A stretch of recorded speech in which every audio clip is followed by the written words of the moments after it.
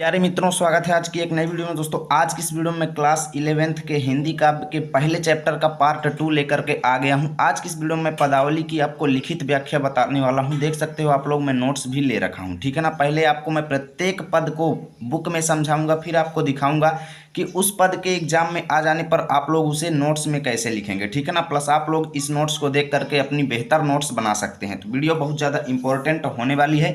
Notes को मैंने एक तरफ रख दिया है। पहले मैं आपको बुक में एक एक पद को पढ़ाऊंगा, फिर उसके बाद आपको नोट्स में दिखाऊंगा कि किस तरीके से आपको उसे एग्जाम में लिखना है। तो चलिए बिना देरी के हुए वीडियो को शुरू करते हैं। तो देखो दोस्तों, आप सभी के सामने पद नंबर 1 दिखाई दे रहा है। देखो, दुल्हनी गावहु मंगल चार, हम घरी आयो हो राजा राम भरतार। दुल्हनी गावहु मंगल चार। देखो कबीरदास जी इसमें क्या कहते हैं, दुल्हनी गावहु मंगल चार। पहले आपको मैं इसका प्रसंग अगर बताने की बात करूं तो इसमें किसका वर्णन किया गया है। देखो यहाँ पर कबीरदास जी ने अपने आप को क्या माना हुआ है, पत्नी माना हुआ है। अपनी आत्मा को कबीरदास जी ने पत्नी माना हुआ है और भगवान की आत्मा को उन्होंने पति रूप में माना हुआ है। ठीक है ना। अपनी आत्मा को क्या माना हुआ है, पत्नी माना हुआ है, और भगवान की आत्मा को पति माना हुआ है। और इन दोनों के द्वारा उन्होंने परमात्मा और जीवात्मा के बीच क्या संबंध होता है, यानी कि भक्त और भगवान के बीच क्या संबंध होता है, उसका इन्होंने यहाँ पर वर्णन किया है। तो भाई बहुत ज़्यादा इंपॉर्टेंट इस पद में जो है उन्होंने वर्णन किया है। तो यहाँ पर देखो, दुल्हनी गावहु मंगल चार। कबीरदास जी कहते हैं कि हे सौभाग्यवती नारियों, यानी दुल्हनियों। दुल्हनियों किसको कहा जाता है, सौभाग्यवती नारियों को। तो कबीरदास जी कहते हैं कि हे सौभाग्यवती नारियों, गावहु मंगल चार। गावहु मतलब गाइए, मंगल चार मतलब मंगल के गीत, खुशी के गीत। मंगल चार मतलब खुशी के गीत या खुशी के गीत। ठीक है ना। तो जो मंगलचार का मतलब होता है जो ज़्यादातर शुभ अवसर में गाए जाने वाले गीत होते हैं। तो वही कबीरदास जी कहते हैं कि हे दुल्हनियों, हे सौभाग्यवती नारियों, आप लोग मंगल के गीत गाइए। हम घरी आयो हो राजा राम भरतार। हम घरी आयो हो मतलब मेरे घर में आए हुए हैं, मेरे घर में आए हुए हैं राजा राम भरतार। राजा राम भरतार मतलब मेरे पति बन करके आए हुए हैं। ठीक है ना। भरतार किसको कहा जाता है, पति को कहा जाता है।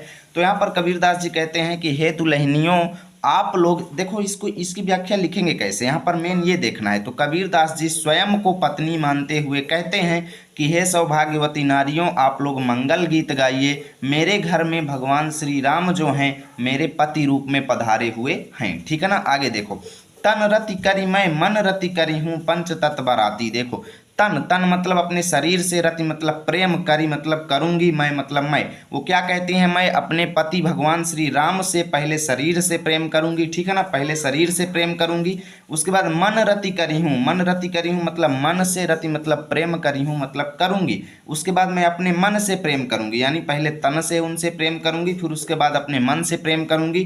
पंच तत्व बराती। पंच तत्व मतलब पंच तत्व, पंच तत्व जिनसे हमारा शरीर बना हुआ है, छित जल पावक गगन समीरा। ठीक है ना।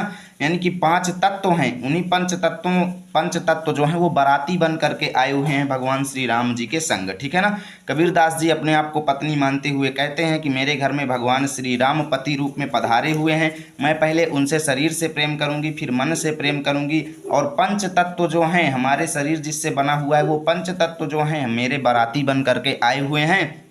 और रामदेव मोरे पाहुने आए, मैं जोबन मैं माती। रामदेव मतलब भगवान श्री राम, मोरे मतलब मेरे, पाहुने आए, पाहुने का मतलब मेहमान होता है, आए मतलब आए हुए हैं। भगवान राम जो है, और यहाँ पर क्या कहते हैं, यहाँ पर भगवान राम को अपना मेहमान मानते हैं। ठीक है ना। कहते हैं कि भगवान राम मेरे मेहमान बन करके आए हुए हैं।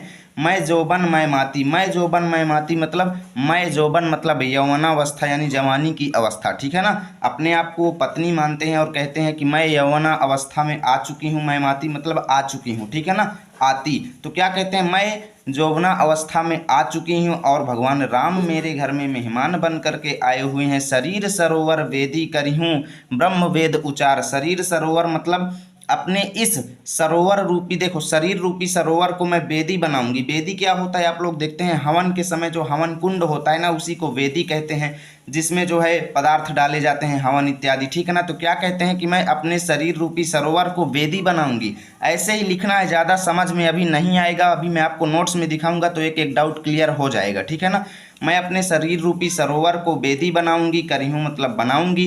ब्रह्मा वेद विचार, और जो ब्रह्म जी हैं यानी ब्रह्मा देवता जो हैं वो वेद का उच्चारण करेंगे, क्योंकि वेद कौन हाथ में लिए रहते हैं, ब्रह्मा जी लिए रहते हैं। तो कहते हैं कि ब्रह्मा जो है वो वेद का उच्चारण करेंगे। रामदेव संग भांवर लई हूँ, धनी धनी भाग हमार। कहते हैं अपने को पत्नी मानते हुए कहते हैं कि मैं भगवान श्री राम के संग भांवरे लूंगा, भांवरिया लूंगा। जैसे शादी होती है ना तो 7 फेरे लिए जाते हैं ना, तो ऐसे ही कहते हैं कि मैं भगवान राम के साथ 7 फेरे लूंगी और धनी धनी भाग हमार, और हमारी किस्मत जो है वो धन्य हो जाएगी। ठीक है ना, धनी धनी भाग हमार मतलब मेरी किस्मत जो है वो धन्य हो जाएगी। सुर 33 कौतिग आए मुनिवर सहस 88। सुर 33 कौतिग, कौतिग मतलब होता है करोड़, आए मतलब आए हुए हैं। कहते हैं कि 33 करोड़ देवता लोग आए हुए हैं। ठीक है ना, 33 करोड़ देवता लोग आए हुए हैं। मुनिवर सहस 88, सहस मतलब हजार, 88 मतलब 88, और 88,000 मुनिवर लोग आए हुए हैं। कहें कबीर हमें ब्याही चले हैं पुरुष एक अविनाशी। कबीरदास जी स्वयं को पत्नी मानते हुए कहते हैं कि मुझे ब्याही चले हैं मतलब मुझसे शादी करके चल दिए हैं पुरुष एक अविनाशी। पुरुष एक अविनाशी का मतलब है, अविनाशी मतलब होता है ब्रह्म। ठीक है ना, अविनाशी मतलब क्या होता है, ब्रह्म, परम ब्रह्म। ठीक है ना, तो क्या कहते हैं कि मैंने परम ब्रह्म रूपी भगवान श्री राम के संग शादी कर ली है। ठीक है ना, कबीरदास जी स्वयं को पत्नी मानते हुए कहते हैं कि मैंने भगवान राम एक जो कि एक परम ब्रह्म है उनके साथ शादी कर लिया है। ठीक है ना, इस तरीके से इसकी व्याख्या लिखने वो चीज़ मैं आपको नोट्स में चलिए दिखाता हूँ। तो देखो मित्रों, अगर ये पद आपके एग्जाम में आएगा तो सबसे पहले आपको एक तरफ दुल्हनी गावा हूँ मंगलचार यानी शुरू के 2-3 शब्द लिखना है। उसके बाद अंतिम के 2 शब्द, जैसे अविनाशी मैंने 1 शब्द लिख दिया, आप 2-3 भी लिख सकते हो, अपनी जगह के हिसाब से एडजस्टमेंट आपको करना है। ठीक है ना, आपसे वहाँ पर पद्यांश देने के बाद उसके नीचे 3 क्वेश्चन पूछे जाएंगे, जिसमें से पहला क्वेश्चन होगा संदर्भ। ठीक है ना, तो संदर्भ आपको कैसे लिखना है, देखो प्रस्तुत पद्यांश हमारी पाठ्य पुस्तक हिंदी के काव्य खंड में संकलित एवं कबीर द्वारा रचित पदावली शीर्षक पाठ से अवतरित है। ठीक है ना, इसका प्रसंग तो आपसे पूछा नहीं जाएगा, लेकिन मैं आपको बता देता हूँ ताकि आपका पूरा डाउट क्लियर रहे। ठीक है ना, प्रसंग देखो, कबीर ने पति पत्नी के प्रतीक द्वारा परमात्मा जीवात्मा के संबंध को प्रस्तुत किया है। व्याख्या कैसे लिखेंगे, देखो कबीरदास कहते हैं कि हे सौभाग्यवती नारियों तुम मंगल गीत गाओ, क्योंकि हमारे घर आज प्रभु श्री राम स्वामी के रूप में पधारे हैं, इसलिए तुम मंगल गीत गाओ। ठीक है ना, कबीर कहते हैं कि मैं अपने शरीर तथा मन दोनों से प्रेम करूंगा, मेरे प्रभु के साथ पंच तत्व बाराती बन करके आए हुए हैं। ओके, आप लोग वीडियो को पॉज कर करके लिख लीजिएगा। श्री राम मेरे अतिथि बनकर आए हैं, मैं नतमस्तक हूँ। नतमस्तक मतलब यौवनावस्था में हूँ, आप लोग इसे भी लिख सकते हो कि मैं यौवनावस्था में हूँ। ठीक है ना, मैं शरीर रूपी वेदी बनाऊंगी और स्वयं ब्रह्मा इस वेद का उच्चारण करेंगे। ठीक है ना, शरीर रूपी वेदी बनाऊंगी और स्वयं ब्रह्मा इस वेद का उच्चारण करेंगे, और मैं श्री राम के साथ 7 फेरे लूंगी, यह मेरे परम सौभाग्य की बात है। ठीक है ना, 33 करोड़ देवता आए हैं और 88,000 मुनि आए हैं। कबीरदास कहते हैं कि मैं अब परमात्मा के साथ अटूट बंधन में बंध जाऊंगी, यानी शादी करके अटूट बंधन में बंध जाऊंगी, एक परम ब्रह्म के साथ मैं विवाह करूंगी। ठीक है ना, यानी कि कबीरदास जी ने अपनी आत्मा को यहाँ पर पत्नी के रूप में मान लिया है और भगवान को पति के रूप में मान लिया है। काव्य सौंदर्य आपसे पूछा जाएगा तो भाषा सधुक्कड़ी लिखना है, अलंकार रूपक लिखना है, छंद गेय पद लिखना है, गुण माधुर्य लिखना है, रस संयोग श्रृंगार लिखना है, क्योंकि परमात्मा का जीवात्मा के साथ संयोग हो रहा है। आप लोग स्क्रीनशॉट ले सकते हो। ठीक है ना, ताकि आपको लिखने में आराम हो। ठीक है ना, यहाँ से आप लोग स्क्रीनशॉट ले लो। और चलिए चलते हैं अब हम पद नंबर 2 पर। तो मित्रों हम आ चुके हैं पद नंबर 2 पर। देखो, बहुत दिनन थे मैं प्रीतम पाए, भाग बड़े घरी बैठे आए, मंगल चार माही मन राखो, राम रसायन रसना चाखो। देखो यहाँ पर कबीरदास जी ने अपने को पत्नी माना हुआ है, भगवान को पति माना हुआ है। ठीक है ना, वही यहाँ पर भी है। देखो यहाँ पर अपने स्वयं को पत्नी मानते हुए कबीरदास जी कहते हैं कि बहुत दिनों थे मतलब बहुत दिनों बाद, थे मतलब बाद। ठीक है ना, बहुत दिनों बाद मैं मतलब मैंने प्रीतम पाए मैंने बहुत दिनों बाद मैंने अपने प्रियतम यानी प्रियतम स्वामी अर्थात राम को पा लिया है। क्या कहते हैं कि बहुत दिनों बाद मैंने अपने प्रियतम अर्थात भगवान श्री राम को पाया है, भाग बड़े घर बैठे आए। अब देखो यहाँ पर स्पेशल बात भगवान श्री राम की नहीं की जा रही है। ठीक है ना, आप लोग इसको बना करके लिखेंगे। कैसे लिखेंगे, देखो कबीरदास जी कहते हैं, कबीरदास जी स्वयं को पत्नी मानते हुए कहते हैं कि बहुत दिनों में मैंने अपने प्रियतम परमात्मा को पाया है। ठीक है ना, परमात्मा को पाया है, ऐसे लिखिएगा, ठीक है ना। क्योंकि कबीरदास किसी विशेष देवता की पूजा नहीं करते थे, ना किसी विशेष महापुरुष की, ठीक है ना, वो परमात्मा की भक्ति करते थे। तो ऐसे आपको लिखना है कि कबीरदास जी कहते हैं स्वयं को पत्नी मानते हुए कि मैंने बहुत दिनों बाद अपने प्रियतम स्वामी अर्थात परमात्मा को प्राप्त कर लिया है। भाग बड़े मतलब मेरी किस्मत बड़ी है, मेरी किस्मत अच्छी है कि घर ही बैठे आए, कि मैंने घर में बैठे बैठे आए, मतलब मेरे घर में मेरे प्रियतम आ गए, ठीक है ना। मेरे घर में बैठे हुए पर भी मेरे प्रियतम मेरे घर आ गए, इसलिए मेरी किस्मत जो है बहुत अच्छी है, ठीक है ना। मंगलचार माही मन राखों, राम रसायन रसना चाखों। और क्या कहती हैं कि मंगलचार यानी मंगल के गीत, माही मन मतलब मेरे मन में, राखों मतलब गूंज रहे हैं, ठीक है ना। राखों मतलब गूंज रहे हैं, यानी मंगल के गीत मेरे मन ही मन में गूंज रहे हैं। और राम रसायन रसना चाखों, राम रसायन मतलब राम नाम रूपी रसायन, ठीक है ना। रसना मतलब जीभों से, चाखों मतलब चख रही हूँ, यानी कि मैं अपने जीभों यानी जिह्वा से, ठीक है ना। जिह्वा का मतलब क्या है कि अंतरात्मा से, ठीक है ना। मैं अपनी अंतरात्मा से राम रूपी रसायन का स्वाद जो है चख रही हूँ, ठीक है ना। कैसे बना करके लिखना है, राम रूपी रसायन का स्वाद चखने का मतलब ये है कि मैंने उनको पति के रूप में प्राप्त कर लिया है और इसलिए मैं उनके साथ मिल करके उस आनंद को प्राप्त कर रही हूँ, ठीक है ना। पति पत्नी के प्रेम को प्राप्त कर रही हूँ। कैसे लिखना है देखो मैं आपको बता देता हूँ। कबीरदास जी अपने को पत्नी मानते हुए कहते हैं कि बहुत दिनों बाद मेरी बड़ी किस्मत की वजह से मेरे घर बैठे रहने पर भी मेरे प्रियतम मेरे घर आए, मेरे मन में मंगल के गीत गूंजने लगे और मैं अपने अंतरात्मा से भगवान राम के, ठीक है ना, अंतरात्मा से परमात्मा को पति रूप में पा करके आनंद प्राप्त कर रही हूँ, ठीक है ना। ऐसे आपको लिखना है। अब देखिए अगली लाइन, मंदिर माही भया उजियारा, ले सूती अपना पीऊ पियारा। अब देखो मंदिर माही भया उजियारा का मतलब ये है कि भगवान राम मेरे पति रूप में आए, जिससे मेरे मन मंदिर में उजियारा छा गया, मतलब मेरे मन के अंदर खुशी छा गई, खुशहाली आ गई, ठीक है ना, खुशहाली आ गई। भगवान राम को मैंने जैसे ही पति रूप में पाया तो मेरा मन मंदिर जो है, मेरा मंदिर रूपी मन जो है वो क्या हो गया, प्रकाश से भर गया। और ले सूती अपना पीऊ पियारा, और मेरी आत्मा जो है, अपना पीऊ मतलब होता है पति, पियारा मतलब प्यारे, और मेरी आत्मा जो है अपने प्यारे पति को प्राप्त करके ले सूती उसके संग सो रही है, ठीक है ना। यहाँ पर लिखना है आपको कि मेरी आत्मा जो है भगवान परमात्मा रूपी, ठीक है ना, मेरी आत्मा जो है परमात्मा रूपी पति को प्राप्त करके अपने प्रियतम पति के संग सो रही है, ठीक है ना।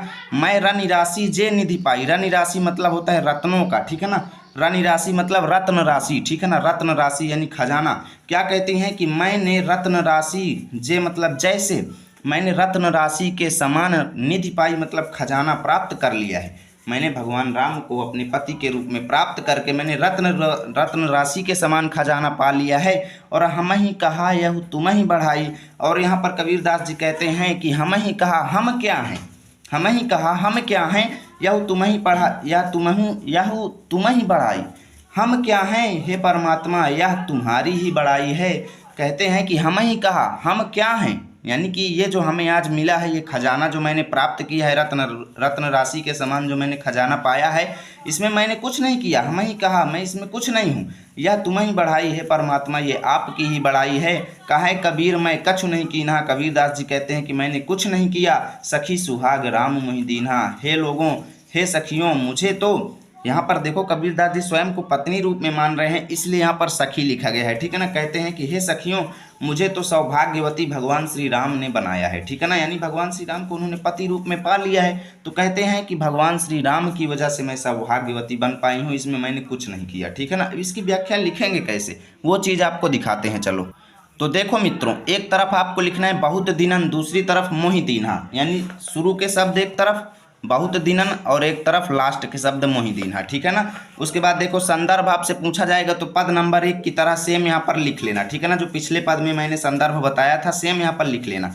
प्रसंग देखो, प्रस्तुत पद में जीवात्मा भगवान को पति रूप में मानती है, यानी जीवात्मा जो है भगवान राम को पति रूप में मानती है। व्याख्या देखो, कबीरदास कहते हैं कि बहुत दिनों बाद मैंने परमात्मा को पाया है, मैं बड़ा भाग्यशाली हूँ कि मैंने घर बैठे बैठे परमात्मा को पा लिया है। मेरी आत्मा अंदर ही अंदर मंगल गीत गाने लगी है, राम रूपी परमात्मा मिल गए हैं, ठीक है ना, राम रूपी परमात्मा मिल गए हैं और मेरी आत्मा इसका स्वाद ले रही है, ठीक है ना। राम रसायन रसना चाखो, तो राम रसायन रूपी जो है परमात्मा मुझे मिल गए हैं और मेरी आत्मा इसका स्वाद ले रही है। मेरे मन मंदिर में ज्ञान का प्रकाश फैल गया है और अपने पति के साथ मिलन का सुख भोगने लगी है मेरी आत्मा जो है, ठीक है ना। मुझे रत्नों के खजाने के भंडार मिल गया है, यानी कि यहाँ पर देखो मैं रनि राशि जे निधि पाई ना, तो मुझे रत्नों के खजाने का भंडार मिल गया है। मेरे ऊपर यह परमात्मा की उदारता है, ठीक है ना। हम ही कहा यह तुम ही बढ़ाई, तो यह परमात्मा की उदारता है। कबीर कहते हैं कि मैंने तो कुछ नहीं किया है सखी, मुझे मेरा सुहाग भगवान राम ने दिया है, ऐसे लिखना है। काव्य का सौंदर्य देख लो, भाषा रहेगी सदुक्कड़ी, रस रहेगा संयोग श्रृंगार, अलंकार रहेगा अनुप्रास, रूपक गुण रहेगा माधुर्य, छंद रहेगा गेय पद, ठीक है ना। अब चलिए मित्रों चलते हैं पद नंबर 3 पर। तो मित्रों हम आ चुके हैं पद नंबर 3 पर, जो कि आप सभी को दिखाई रहे। संतो भाई आई ज्ञान की आंधी रे, भ्रम की टाटी सबे उड़ाड़ी, माया रहे न बांधी रे, दुचिते की दोई थूनी गिरानी, मोह बलिंडा टूटा। देखो एक एक शब्द को समझिएगा। यहाँ पर कबीरदास जी क्या कहते हैं कि जब किसी व्यक्ति के अंदर या हमारे मन के अंदर जब ज्ञान आता है तो उससे क्या क्या परिवर्तन होता है, ठीक है ना। हमारे अंदर ज्ञान आने से हमारे शरीर के अंदर क्या क्या विकास होता है, हमारे मन के अंदर क्या क्या चीज़ें होती हैं, हमारे मन जो है कैसे स्वच्छ होता है, वो चीज़ यहाँ पर कबीरदास जी ने वर्णन किया है, ठीक है ना। तो संतों भाई आई ज्ञान की आंधी रे, कबीरदास जी कहते हैं कि हे संतों हे सज्जनों, ज्ञान की आंधी आ चुकी है। आई ज्ञान की आंधी मतलब ज्ञान की आंधी आ चुकी है। भ्रम की टाटी सबय उड़ाड़ी, माया रहे न बांधी रे, ज्ञान की आंधी आ गई है कि इसका मतलब कि मेरे मन के अंदर ज्ञान आ गया है। और ज्ञान आने से हुआ क्या कि भ्रम की टाटी सबय उड़ाड़ी, भ्रम की यानी जो मेरे अंदर भ्रम रूपी टाटी मतलब टटिया, टटिया क्या होता है, देखो लकड़ियों को जोड़ करके एक ऐसा दरवाजा बनाया जाता है, आप लोग देहातों में देखते होंगे, जहाँ पर लोग क्या करते हैं, जिसके पास ज़्यादा पैसे नहीं होते हैं वो करते क्या है, लकड़ी बांस वगैरह यूज करके एक टटिया नुमा बना लेते हैं, दरवाजा जैसे उसको बना लेते हैं और उसी को टटिया कहा जाता है, ठीक है ना। तो कहते क्या है कि जो जब जैसे ही मेरे अंदर ज्ञान उत्पन्न हुआ तो उससे हुआ क्या कि मेरे अंदर जितना भी भ्रम की टटिया थी, भ्रम रूपी टटिया थी, वो सब उड़ गई ज्ञान की आंधी आने से, ठीक है ना। माया रहे न बांधी रे, और मेरे अंदर जो मोह माया की लज्जा, मोह माया के प्रति जो मेरा आकर्षण था वो राहे न बांधी रे, वो बंधा नहीं रह गया, यानी सब खुल गया। जो मैं मोह माया से बंधा हुआ था वो सारा बंधन जो है बंधा नहीं रह गया, ना बांधी रे, वो बंधा नहीं रह गया यानी टूट गया। जो मैं मोह माया से कनेक्टेड था वो सब टूट गया, वो बंधा नहीं रह गया, मोह माया के प्रति मेरा आकर्षण अब नहीं रहा। मेरे मन के अंदर जितनी भी भ्रम रूपी टटिया थी वो सब टूट गई है। दुचिते की दोई थुनी गिरानी, मोह बलिंडा टूटा। दुचिते की दोई थुनी गिरानी, दुचिते क्या है, मेरा, दुचिते मतलब होता है छप्पर, ठीक है ना, छप्पर, ठीक है ना। तो मेरा मन जो है, मेरा मन मंदिर, वो मन को अपने क्या मानते हैं, एक घर मानते हैं, ठीक है ना, मन को एक घर मानते हैं। और जो है घर को छप्पर, मन को जब उन्होंने छप्पर मान लिया तो कहते हैं कि मेरे मन रूपी घर की दोई थूनी गिरानी, दोई थूनी गिरानी मतलब दो थूनियाँ गिरानी मतलब गिर गई। अब थूनी क्या है, एक प्रकार की लकड़ी होती है जिसमें दो कनखा इस तरीके के होते हैं, ठीक है ना, दो कनखा, जैसे अब एक कनखा ये है एक कनखा ये है, ठीक है ना, दो कनखे होते हैं और उसी की मदद से ज़्यादातर छप्पर बनाए जाते हैं, ठीक है ना। तो कहते क्या है कि जैसे ही मेरे अंदर ज्ञान आया तो उससे क्या हुआ कि दो थूनियाँ मेरे छप्पर, मेरे मन रूपी घर की दो थूनियाँ गिर गईं, यानी मेरे मन के अंदर जो कुछ भी अलग चीज़ें मोह माया के प्रति जो आकर्षण था वो सब नष्ट हो गया। दो थूनी गिरानी का मतलब यही है कि जो आकर्षण था, जितने भी अंदर जो है दोष थे वो सब दूर हो गए। मोह बलिंडा टूटा, मोह बलिंडा टूटा मतलब जो छप्पर में बल्ली लगी होती है ना, जो थूनियों के ऊपर रखा हुआ होता है, तो जैसे ही मेरे मन रूपी घर की दो थूनियाँ गिरी, इससे हुआ क्या कि उसमें जो टिका हुआ था बलिंडा, यानी जो बल्ली टिकी हुई थी, मोह रूपी बल्ली भी टूट गई, ठीक है ना। यानी अब मुझे मोह और माया से भी कोई कनेक्शन नहीं रह गया। अब मोह बलिंडा टूटा का मतलब यह है कि मेरे अंदर जो मोह का भाव था वो भी दूर हो गया। तृष्णा छानी परी घर ऊपर, कुबुद्धि का भांडा फूटा। तृष्णा छानी मतलब तृष्णा रूपी छप्पर, ठीक है ना। तृष्णा छानी, छानी मतलब छप्पर होता है, देखिए दुचिते माने भी छप्पर, छानी मतलब भी छप्पर। तो कहते हैं कि जो तृष्णा रूपी छप्पर था परी घर ऊपर, वो घर के ऊपर ही गिर गया, ठीक है ना।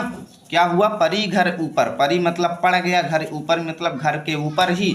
अब जैसे भाई बल्ली भी टूट गई, थूनी भी गिर गई, तो छप्पर भी तो गिर जाएगा ना। तो जो छप्पर था, त्रिसड़ा रूपी छप्पर था, वो भी गिर गया। ऐसे ही लिखना है कि त्रिसड़ा रूपी छप्पर जो है वो घर के ऊपर गिर गया और कुबुद्धि का भांडा फूटा। और उस घर के अंदर जो रखे हुए थे कुबुद्धि का भांडा, कुबुद्धि का भांडा मतलब हुआ क्या कि जो मेरे अंदर बुरे गुण थे, कुबुद्धि थी मेरी जो, वो सब क्या हो गई, भांडा मतलब होता है बर्तन, फूटा मतलब नष्ट हो गया। ठीक है ना, कि जैसे ही मेरे अंदर मन रूपी घर में वो जो छप्पर था वो गिरा, तो उसी प्रकार मेरे मन के अंदर जो दुर्बुद्धि थी, जो बुरे विचार थे, वो सब टूट गए। ठीक है ना, बर्तन रूपी जो बुरे विचार थे वो सब नष्ट हो गए। और जोग जुगति करि संतव बांधी निर्चू चुए न पानी। और अब इतना सब कुछ होने के बाद अब उन्होंने क्या तरीका अपनाया कि कुछ जुगाड़ करके, जोग युक्ति करके, जोग जुगाड़ करके, युक्ति मतलब उपाय करके, ठीक है ना, उन्होंने उपाय करके क्या किया, कर संतव बांधी, कहते हैं कि उपाय करके, योग युक्ति करके संतों ने बांधी मतलब बांधा, इस प्रकार बांधा। क्या बांधा, अब दोबारा जब छप्पर उन्होंने बनाया तो इस प्रकार बनाया कि निर्चू चुए न पानी, कि निर्चू मतलब नीचे, चुए न पानी मतलब पानी नहीं आता। ठीक है ना, दोबारा जब उन्होंने जोग जुगति मतलब भगवान के प्रति प्रेम करके, जोग जुगति मतलब भगवान के प्रति प्रेम करी मतलब करके, संतों मतलब सज्जनों ने बांधी मतलब बनाया छप्पर को दोबारा। और जब भगवान का सहारा उसमें लिया गया तो निर्चू चुए न पानी, उसमें तनिक भी पानी नीचे नहीं आया। ठीक है ना, यानी अच्छा छप्पर बना। कूड़ कपट काया का निकस्या हरि की गति जब जानी। और जब मैंने भगवान की गति को, भगवान की ताकत को समझ लिया तो मेरे मन का जो जितना भी कूड़ा कचरा था, जितने भी बुरे विचार थे, काया मतलब शरीर का, वो निकस्या मतलब निकल गया। यानी जैसे ही मैंने भगवान की ताकत को समझा तो मेरे मन का जितना भी कूड़ा करकट था वो सब निकल गया। आंधी पीछे जो जल बूठा प्रेम हरि जन भीना। आंधी पीछे मतलब आंधी जाने के बाद, यानी जो ज्ञान की आंधी आई हुई थी उसके चले जाने के बाद जो जल बरसा, बूठा मतलब बरसा, जो पानी बरसा, प्रेम हरि जन भीना, यानी जो भगवान से प्रेम करने वाले लोग हैं, जन मतलब लोग, हरि मतलब भगवान से प्रेम करने वाले जो लोग हैं वो भीना मतलब भीग गए। ठीक है ना, कहें कबीर भान के प्रगटे उदित भया तमसीना। इसलिए कबीरदास जी कहते हैं कि ज्ञान रूपी सूर्य के प्रकट होते ही, जैसे ही हमारे मन के अंदर ज्ञान रूपी सूर्य प्रकट हुआ, जैसे ही उदित हुआ, प्रकट हुआ पहले सूर्य, और जैसे ही वह उदित हुआ तो तमसीना, तम मतलब जो है अंधकार, हमारे मन के अंदर जितने भी अंधकार थे वो सीना, सीना मतलब छीड़ हो गए। ठीक है ना, छीना मतलब कमजोर हो गए। तो हमारे मन के अंदर जितने भी अंधकार थे वो सब दूर हो गए, ऐसे भी आप लिख सकते हो। तो लिखेंगे कैसे वो चीज़, तो चलो नोट्स में दिखाते हैं। तो मित्रों एक तरफ आपको लिखना है संतव भाई, दूसरी तरफ तम छीना। ठीक है ना, संदर्भ पूर्वत रहेगा, प्रसंग देख लो। इस पद में कबीर मनुष्य के हृदय में ज्ञान का उदय होने पर उसके समस्त दुर्गुणों को नष्ट हो जाने का उल्लेख करते हैं। व्याख्या देखो, कबीर कहते हैं कि हे संतों, हमारे अंतर मन में ज्ञान की आंधी आई हुई है। इस आंधी ने हमारे मन की भ्रम रूपी टटिया को उड़ा दिया है। माया बंधन भी उसे रोक नहीं पा रहे हैं। भाव यह है कि ज्ञानोदय होने पर, ज्ञान जागृत होने पर हमारे मन का भ्रम और माया का प्रभाव समाप्त हो गया है। हमारे मन रूपी घर में भगवान की भक्ति के प्रति दुविधा रूपी खंभे गिर गए हैं। यानी जो थूनियाँ थी उन्हों को खंभा यहाँ पर लिखा गया है कि हमारे मन रूपी घर में भगवान की भक्ति के प्रति जो खंभे थे वो गिर गए हैं। यानी भक्ति के प्रति जो हम दुविधा करते थे वो सब क्या हो गया, नष्ट हो गया। वो खंभे जो हैं गिर गए हैं, यानी कि अब हम भगवान की भक्ति के प्रति दुविधा नहीं करेंगे।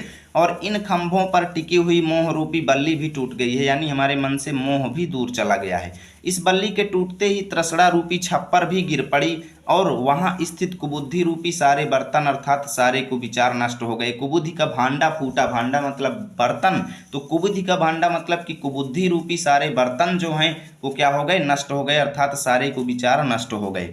हे संतों, अब की बार हमने घर पर संतोष रूपी नया छप्पर बड़े यत्न से ढका और बांधा है। ठीक है ना, अब इसमें से एक बूंद भी वर्षा का पानी नहीं टपक सकता, अर्थात सांसारिक विषय विकार अब हमारे हृदय को प्रभावित नहीं कर सकते, क्योंकि हमारे अंदर भगवान के प्रति प्रेम उत्पन्न हो गया है। मन में ज्ञान के आने से मुझे हरि के स्वरूप का ज्ञान हो गया है और मन का सारा कूड़ा करकट यानी दुर्गुण साफ हो गया है। चलिए चलते हैं नेक्स्ट पेज पर। और यहाँ पर देखो क्या लिखा गया है, ज्ञानोदय के बाद मेरा हृदय प्रभु प्रेम की वर्षा में भीग गया है। यानी जैसे ही मेरे अंदर ज्ञान जागृत हुआ तो उसके बाद मेरा हृदय जो है प्रेम वर्षा में भीग गया है। ज्ञान रूपी सूर्य के उदय से अज्ञान रूपी अंधकार पूर्णतः नष्ट हो गया है। ठीक है ना, काव्य सौंदर्य देख लो, भाषा सदुक्कड़ी, छंद गेय, पद रस शांत, अलंकार रूपक। चलिए चलते हैं पद नंबर 4 पर। तो देखो दोस्तों, पद नंबर 4 आपको दिखाई दे रहा है, पंडित बाध बदनते झूठा, राम कह्या दुनिया गति पावे, खांड कह्या मुख मीठा।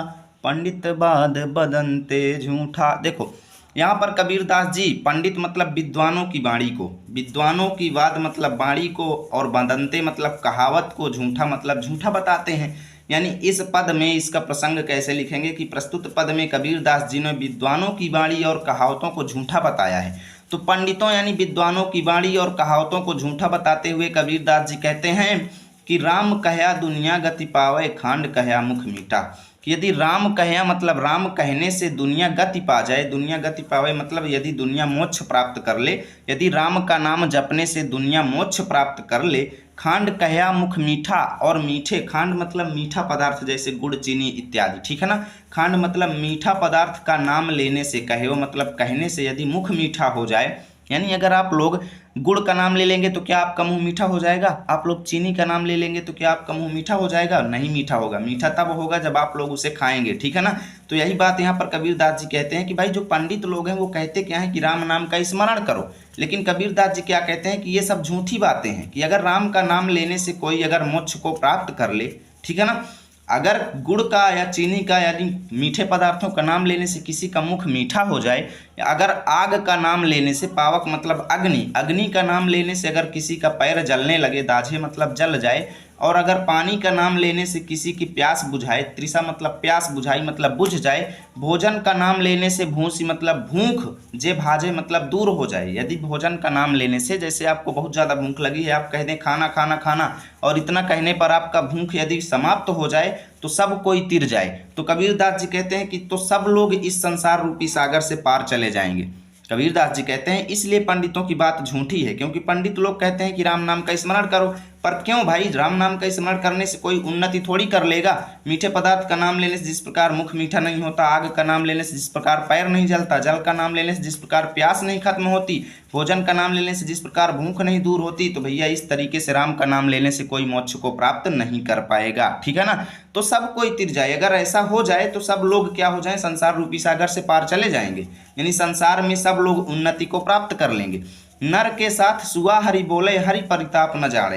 यहाँ पर कबीरदास जी कहते हैं कि अगर व्यक्ति के साथ सुआ मतलब तोते को भी भगवान का नाम बुलाया जाए, हरि बोले सिखाया जाए, अगर तोते को सिखाया जाए कि आप हरि का नाम बोलो तो वो भी बोलेगा, ठीक है ना। यानी कि मनुष्य के साथ तोता भी भगवान का नाम बोलता है, परंतु हरि प्रताप न जाने, परंतु वह भगवान के प्रताप को, भगवान की ताकत को नहीं जानता। न जाने मतलब नहीं जानता, ठीक है ना।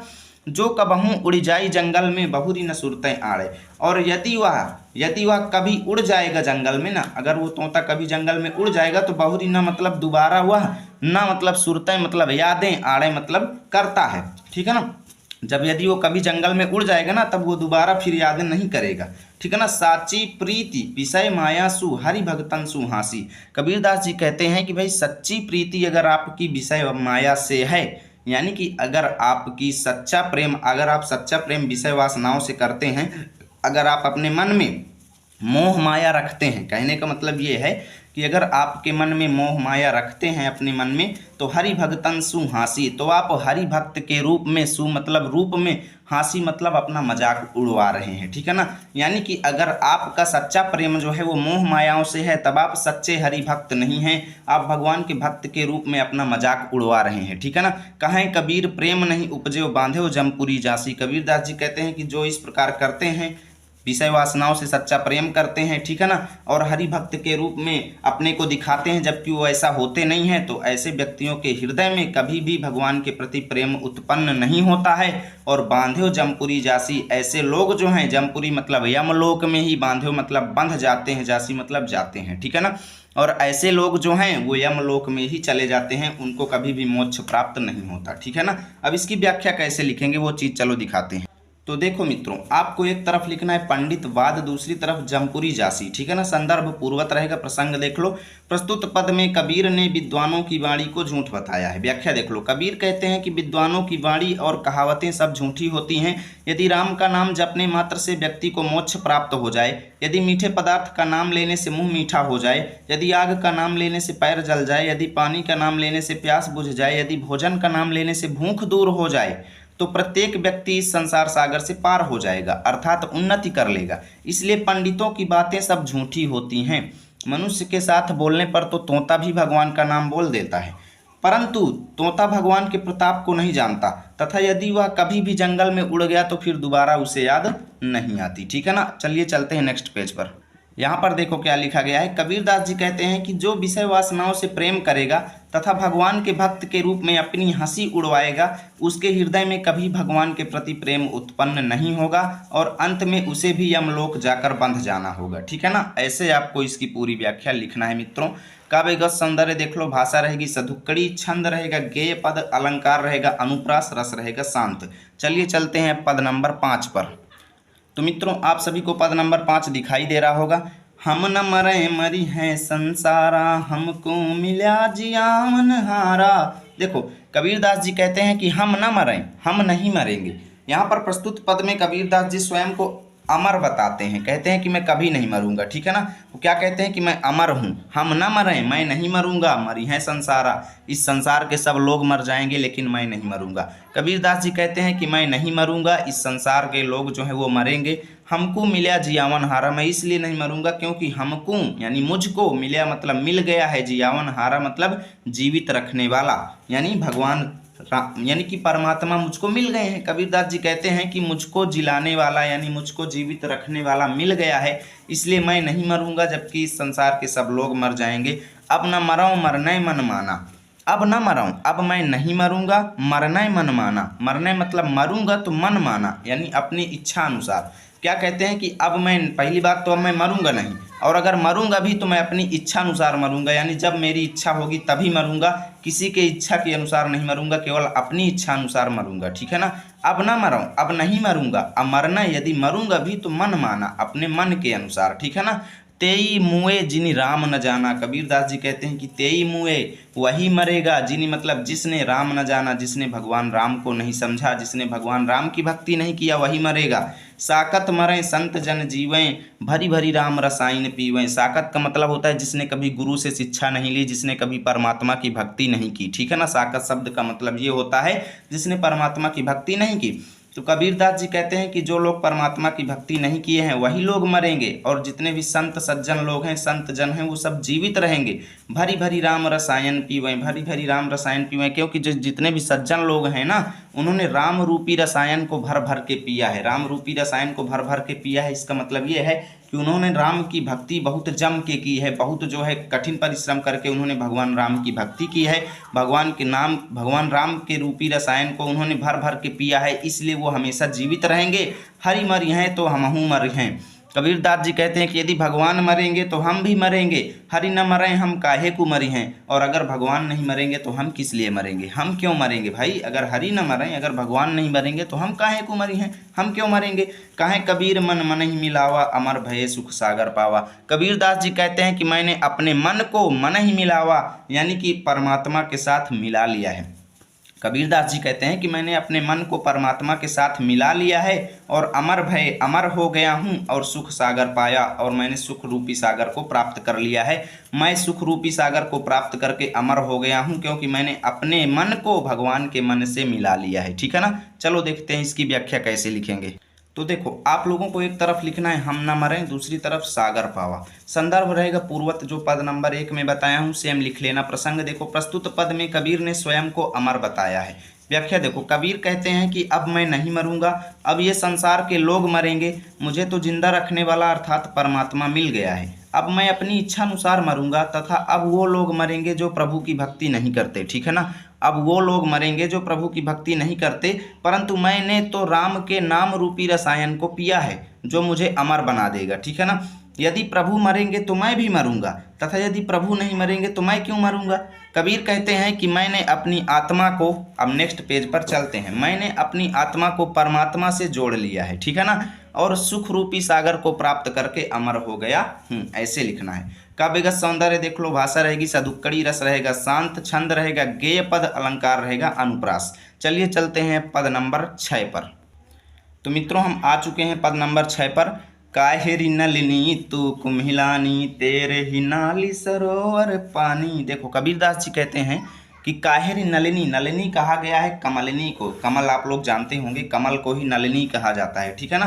कुमिलानी का मतलब होता है मुरझाना, ठीक है ना। अब देखो इस पद का मेन आपको अर्थ अगर मैं बताऊं तो उन्होंने नलिनी यानी कमल को जीवात्मा माना हुआ है, जीव को माना गया है, यानी प्रत्येक व्यक्ति को उन्होंने कमल मान रखा है, जीवात्मा को उन्होंने कमल मान लिया है और पानी को उन्होंने परमात्मा मान लिया है, ठीक है ना, पानी को परमात्मा मान लिया है।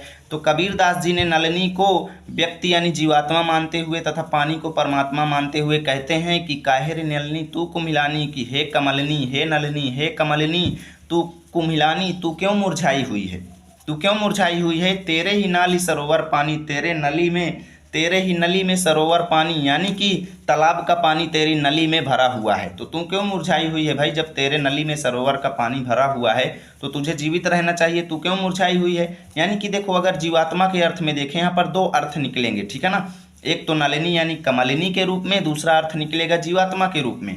तो मैं एक ही व्याख्या लिखने में दोनों का व्याख्या आपको लिखा दूंगा। देखो कबीरदास जी कहते हैं कि हे नलिनी, कोष्ठक में लिख देंगे हे जीवात्मा, तू क्यों कुम्हलानी, तू क्यों मुरझाए हुए हो, ठीक है ना, तुम क्यों उदास हो, हे जीवात्मा तुम क्यों उदास हो। तेरे ही नाली सरोवर पानी, क्योंकि तेरे ही नाली मतलब हे कमलिनी तुम्हारी नली में सरोवर तालाब का पानी भरा हुआ है, ठीक है ना।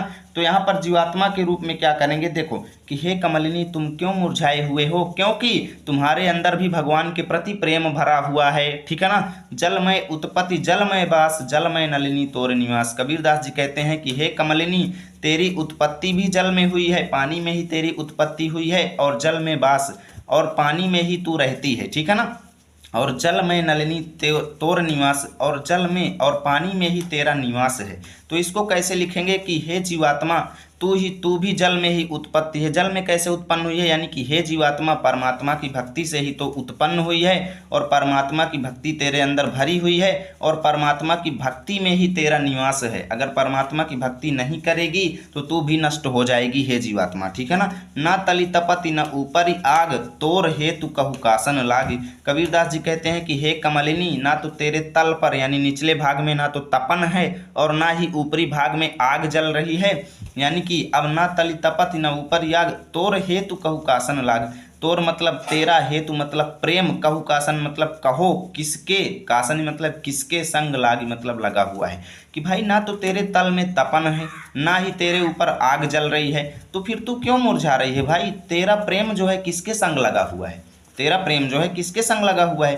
काहे कबीर जे उदिक समान ते नहीं मुए हमारे जान। कबीरदास जी कहते हैं कि जे मतलब जो, उदिक मतलब जल के समान होते हैं, जल के साथ होते हैं, उदिक समान मतलब जो जल के साथ होते हैं, ते नहीं मुए हमारे जान, ते नहीं मुए वो नहीं मरते हैं, हमारे जान मतलब मेरे ज्ञान के अनुसार। यानी कबीरदास जी कहते हैं कि मेरे ज्ञान के अनुसार, मेरे समझ के अनुसार जो व्यक्ति जल के समान होते हैं, जल के साथ रहते हैं, वो नहीं मरते हैं। अब जल के साथ कौन नहीं मरता, कमल नहीं मरता। लेकिन अगर जीवात्मा के रूप में देखेंगे तो इसको कैसे लिखेंगे कि हे जीवात्मा, ना तो तेरे अंदर कोई जलन है, ना ईर्ष्या का भाव है, ना तो तेरे मन में कोई जो है मोह माया का भाव है, तो फिर तेरा प्रेम किसके संग लगा हुआ है जो तू उदास बैठा हुआ है।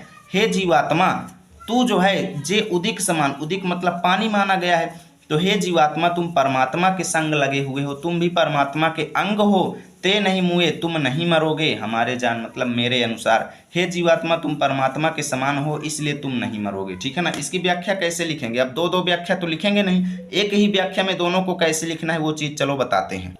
तो देखो मित्रों, आपको एक तरफ लिखना है काहेरी नलिनी, दूसरी तरफ हमारे जान। संदर्भ रहेगा पूर्वत प्रसंग। देख लो, प्रस्तुत पद में कबीर ने कमलिनी का सहारा लेकर जीवात्मा को अमर बताया है। व्याख्या देखो, हे कमलिनी तुम क्यों मुरझा रही हो, तुम्हारे तो नली में तालाब का पानी भरा हुआ है।